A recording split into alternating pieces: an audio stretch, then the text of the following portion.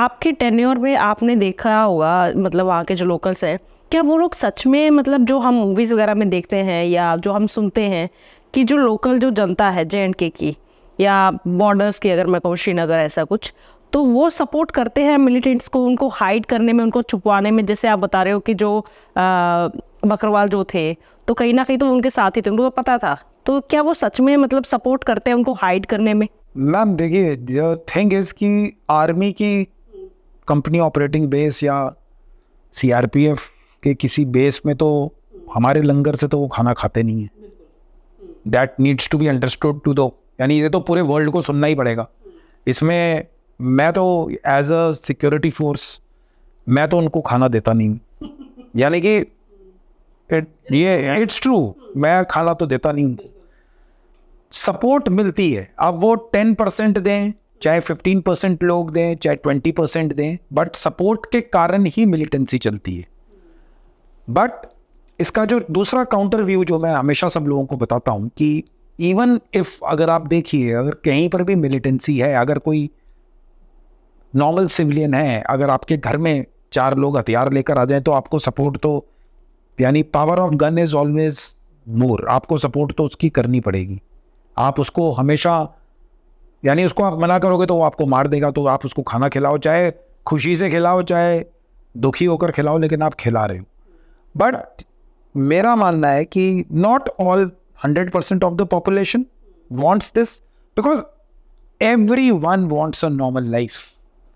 जैसे हम दिल्ली में लाइफ लीड करते हैं, वैसे ही लोग श्रीनगर में लाइफ लीड करना चाहते हैं. अगर आप रात को घूमना चाहते हो, मॉल्स में पिक्चर देखना चाहते हो, ये करना, वो सब चीज़ें वहाँ पर है ही नहीं, because of the militancy part of it. So yes, उनके सपोर्टर्स हैं and they are supporting terrorism, तो वो चलता रहेगा. वो तो इट इज़ अ अंडरलाइंग, मैं अगर बोलूँ कि नहीं सपोर्ट ही नहीं है और मिलिटेंसी थ्राइव कर रही है अपने ऊपर, that is not possible. So people support them, but the percentage might be very less, मेरा ये ओपिनियन है. एंड क्या स्टेट पुलिस का सपोर्ट होता है मिलिटेंट्स को? स्टेट पुलिस का कुछ हद तक, कुछ percentage? I have not seen that, because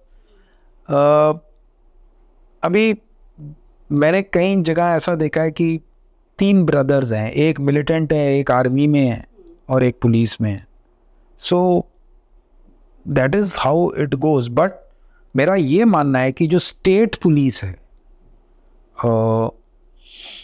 उनकी ओवर द ईयर्स, यानी पिछले 10-15 साल और उससे पहले, उसके बाद से उनका जो इंटेलिजेंस नेटवर्क है, दैट इज़ वेरी गुड ना. यानी कि उनका जो इंटेलिजेंस, जो इंट है, जो खबर है जिस पे हम ऑपरेशंस करते हैं, because they are dealing directly with the public, so they have much more. Because army initially थी, when army was called into J&K, it was only called because state machinery had failed. Army अपनी मर्जी से तो गई नहीं थी. Second point which needs to be understood is कि it is a border state. Line of control पे army हमेशा रहेगी रहेगी. आप पंजाब का बॉर्डर देख लीजिए, आप राजस्थान का देख लीजिए, BSF मैन करती है, लेकिन आर्मी भी अपना कुछ एक्सरसाइजेज और कुछ डिप्लॉयमेंट रखती है. तो similarly, because it's in Punjab and Rajasthan, it is international border, उधर कोई इतना प्रॉब्लम नहीं है, ये लाइन ऑफ कंट्रोल है. So army will always stay in J&K at those locations.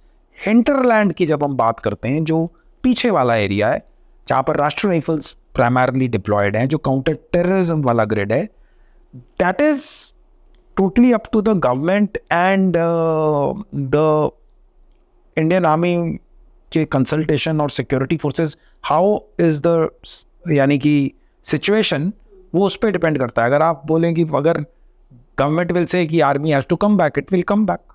Army is not deployed from its own will.